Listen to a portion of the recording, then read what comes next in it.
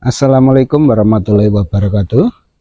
Ketemu lagi di Gupondoro channel yang membagikan tips-tips seputar merpati dan serba-serbinya. Sebenarnya ini pertanyaannya Mas Marsam sudah agak lama ya.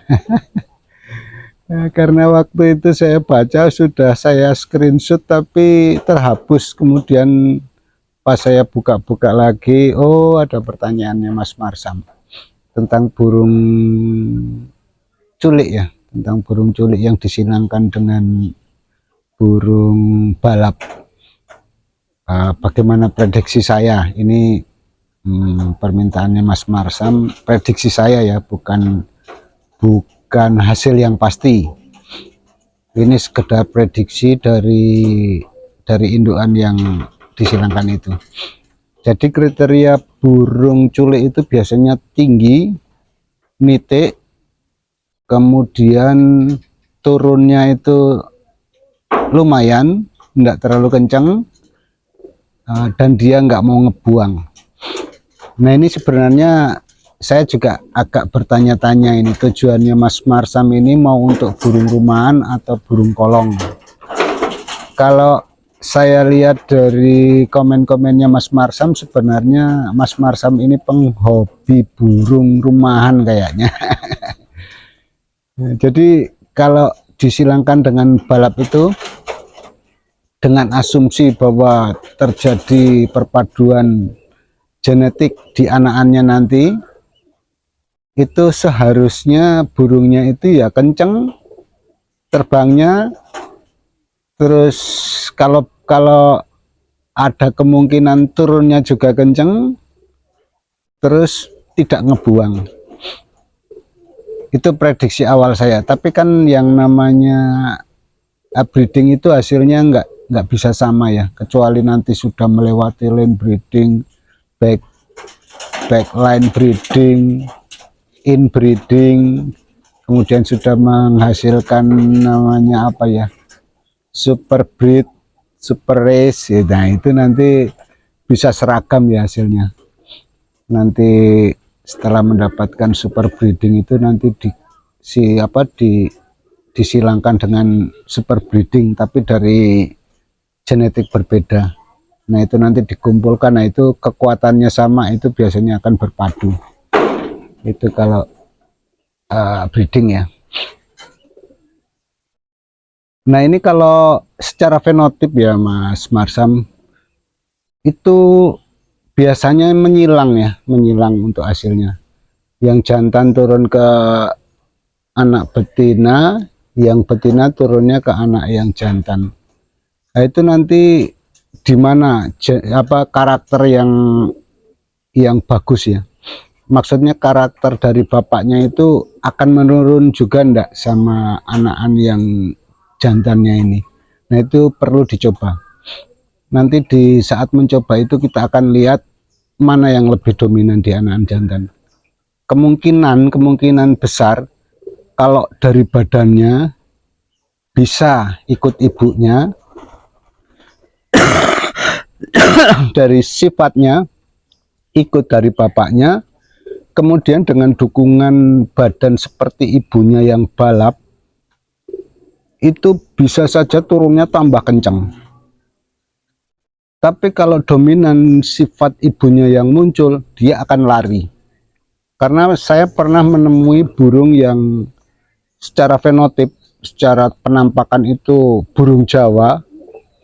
Dia kalau di rambonannya itu banyak Jawanya, warnanya hitam, paruhnya pendek, tipis, kepalanya bulat, matanya juga mata Jawa, itu buat balap Mas.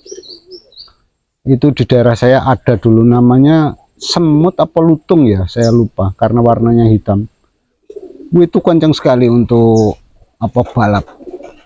Saya sendiri waktu itu heran loh, burung Jawa kayak gitu kok buat balap ya. Kok mau ya.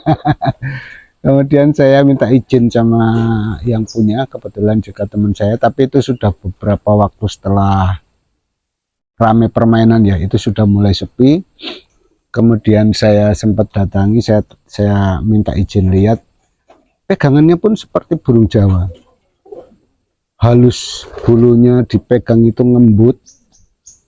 Penampakannya Jawa, dia cuma di paruh aja yang karena ada rambut gersiknya mungkin atau apa, dia tipis sekali. Artinya bukan tipis sekali kayak apa ya, tapi ya tipis lah. Untuk ukuran burung Jawa itu biasanya kan dia kayak paruh burung emprit kaji atau apa itu ya, yang pendek terus gini ya, bentuknya gini ya kalau untuk burung Jawa. Nah itu dia tipis begini, memanjang begini, tipis. Jadi itu kan sudah bukan paruh Jawa lagi, tapi paruhnya udah paruh gersik atau paruh jenis apa gitu ya.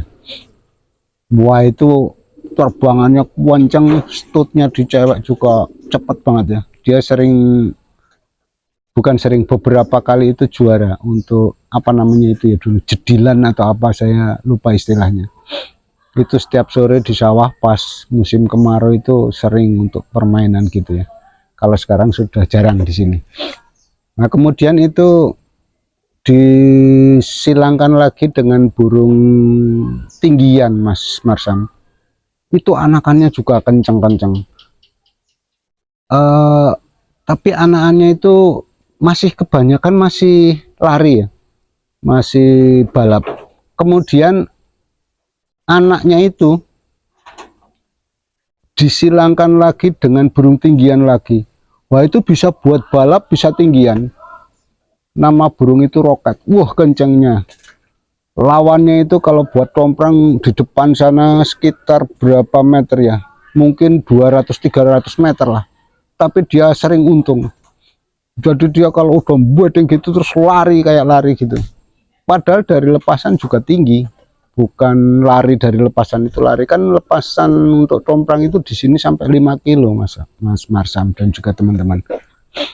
Itu bisa tinggi, tapi sampai di rumah ya karena mungkin masih agak berat ya, agak banyak unsur balapnya, dia ngendelong turun langsung lari kencangnya minta ampun. Karena saking kencangnya saya bilang minta ampun, kencang itu sering menang pada lawan-lawan di muka ya, di depan gitu ya, tapi mereka sering kalah. Nah kalau burung itu sampai terbawa tinggi sampai di rumah itu juga bisa tengah bener, bisa atas kepala turun. Tapi memang waktu itu saya pegang badannya panjang, bulunya nyutro, kenyal gitu ya, warnanya perumpung waktu itu yang namanya Roket. Kenyal, bulunya nyutronya agak kering sedikit gitulah, nggak kayak nyutronya burung tritis. Itu di sini di daerah saya ini diakui sekali kalau Roket itu memang sering sekali menang kalau untuk tomprang.